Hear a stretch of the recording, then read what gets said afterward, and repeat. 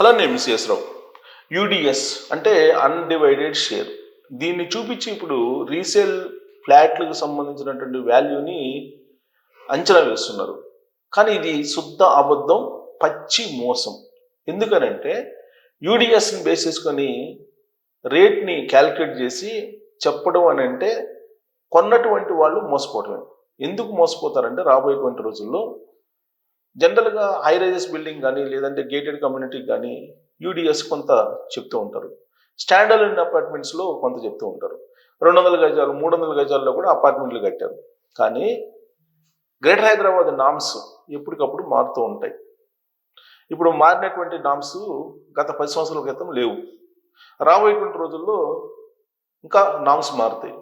మీరు యూడిఎస్ని బేస్ చేసుకుని కనుక మీరు ఫ్లాట్లు కొన్నారు అని అంటే ఆ యూడిఎస్లో రాబోయేటువంటి రోజుల్లో మీరు ఎలా అమ్మగలరు, లేదు మీకు ఏ విధంగా న్యాయం జరుగుతుంది అని ప్రశ్న వేసుకుంటే ఏ మాత్రం న్యాయం జరుగుతుంది. మీ కోట్లాది రూపాయలు మీకు బూడిదలో పోసినటువంటి పన్నీరు.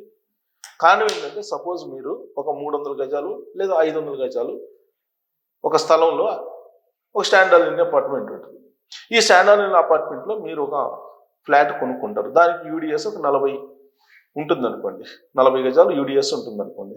ఈ 40 గజాలు ఇంటూ ఇప్పుడు అందరూ 2 లక్షలు లేదా 1.5 లక్ష అని చెప్తున్నారు.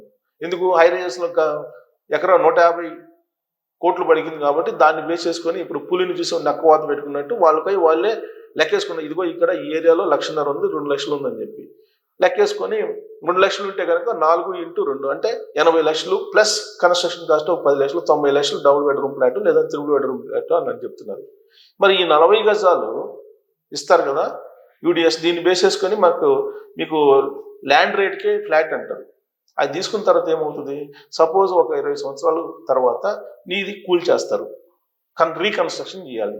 రీకన్స్ట్రక్షన్ చేయాలంటే 500 గజాల్లో నీకు వచ్చినటువంటి యూడిఎస్ 40 గజాల్లో నీకు అప్పుడు నామ్స్ ప్రకారం అపార్ట్మెంట్ నిర్మించాలనుకుందాం.